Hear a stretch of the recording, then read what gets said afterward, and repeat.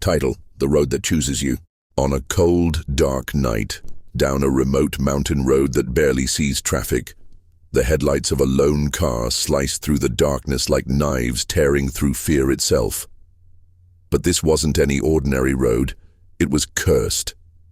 A road everyone avoided after midnight. The driver didn't know that. Or maybe he just didn't care.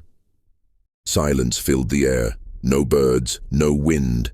Just the low hum of the engine and the tires crunching over damp gravel. Suddenly, the headlights flickered, then cut out completely, only to come back moments later.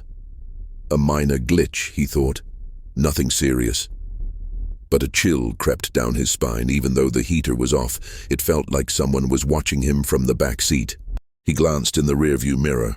Nothing. Yet the feeling didn't go away. A few minutes later, a girl appeared by the roadside. She was wearing a long white dress, completely still, her head bowed down, her wet hair covering her face.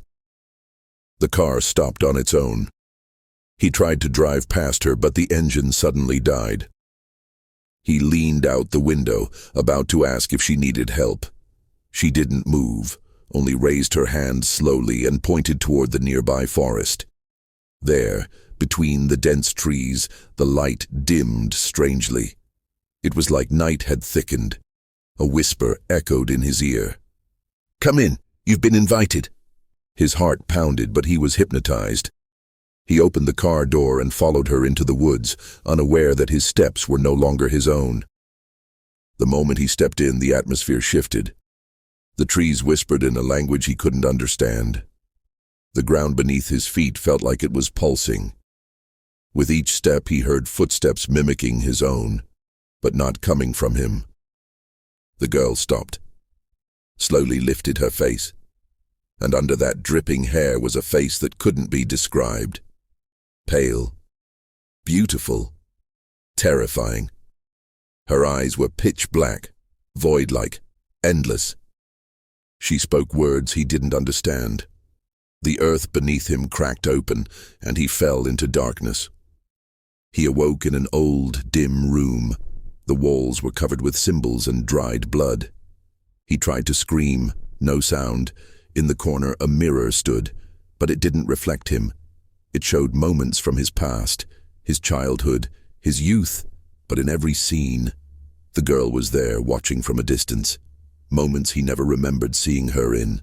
Suddenly the door creaked open. He heard children crying, a woman screaming, a man begging for mercy. The room spun, the walls cracked, the mirror shattered. He jolted awake, inside his car, back on the road. Everything seemed normal, and except for one thing. In the back seat there was a soaked white dress, a shattered mirror, and a note that read, "Thanks for visiting, we'll see you again soon." From that night on, the road was never the same. But it didn't end there. In the days that followed, he tried to believe it was a nightmare. Maybe he was just tired. Maybe it was all in his head. But his car changed. The radio turned on by itself, playing nothing but whispers of children in a strange language. Sometimes the girl's voice would come through, softly calling his name, even though he never told her. Each morning something new appeared in the back seat. A small mirror, a broken doll, a black wilted rose, and always a new note. "We loved your visit. Don't you miss us? The road is waiting." One night, he woke up to a soft tapping at his window. He lived on the second floor, but the tapping was real. He hesitated, then looked, and saw her, standing there, on the glass. No ledge, just standing, smiling with those dead black eyes. In that same moment, the large mirror in his room fell and shattered. But in the broken shards, he didn't see his reflection. He saw himself, standing in the forest again. This time, he was the one reaching out to another girl, drawing her in, as if he'd become part of the ritual, as if he never really left. He started seeing her everywhere. The last mirror left in his house no longer reflected the present. It showed the past and flashes of a dark future. One day he found himself driving through a street he didn't recognize. The trees looked familiar. The cold, the silence, the fog, and her. Standing there, just like the first night. But this time he didn't stop. He pressed harder on the gas. The road didn't end. He kept driving and driving, but it stretched endlessly. The fog thickened. Darkness swallowed all light. He heard breathing behind him, then a soft whisper close to his ear. The road doesn't let go. The road chooses you. The car stopped on its own. He tried to open the door. It wouldn't budge. Tried to scream. No voice. In the rearview mirror, he saw his face. But it wasn't his anymore. It was pale, twisted, hollow-eyed, just like hers. Then a new door appeared in front of him, a door made of darkness itself. That was the last anyone saw of him. His car was found the next day at the end of the road. Empty, keys still in place, a white dress on the back seat, a shattered mirror, and a final note. The road took its due. Who's next? Years passed. The story became a local legend, but it was more than that. It was a warning.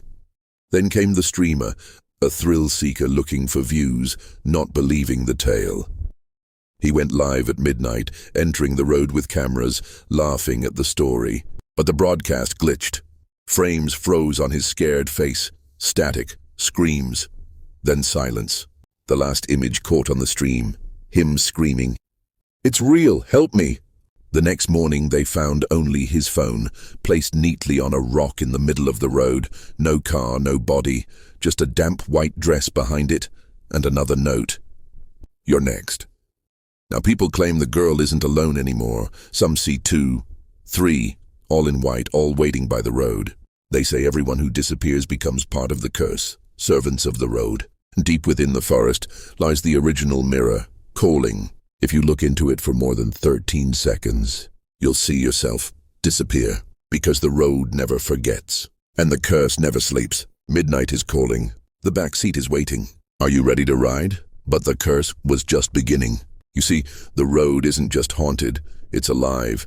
It feeds on fear, regret, and especially curiosity. And the more people talk about it, the more powerful it becomes. Every mention, every whisper, gives it strength. There are rumors now that the road is growing. Some say it no longer stays in one place, that it appears in different towns, always around midnight, always the same look. Fog thick like smoke, a stretch of silence, and the unmistakable shape of a girl in white. People have claimed to see the road where it shouldn't be, in the middle of cities, through back alleys, or even behind their homes. One woman swore she opened her back door one night to take out the trash, and there it was. The same road, same fog, same chill. She turned around to go back inside, but the door was gone. Only trees now. Trees and whispers. She was found a week later, wandering barefoot miles away, with a piece of broken mirror clutched in her hand and blood running from her eyes. She hasn't spoken since. And there's a new warning. If you dream of the road, don't follow it, because now it visits you. People have started waking up with muddy footprints in their rooms. Some find messages on their mirrors written in steam. "We saw you." Others hear scratching at the window even when they live on high floors. The girl in white. She's no longer alone. Witnesses claim she's joined by children with hollow eyes, crawling in the shadows, and tall figures with no faces standing behind trees, watching, always watching. No one knows who started the curse, but everyone knows how it spreads. Through mirrors, through fear, through stories. And now that you've read it, it knows you. It knows where you sleep. And soon, when the clock strikes midnight and the mirror in your room flickers just slightly, don't look too long. Don't answer the whisper. Don't open the door, because the road has chosen you. And the back seat is already occupied.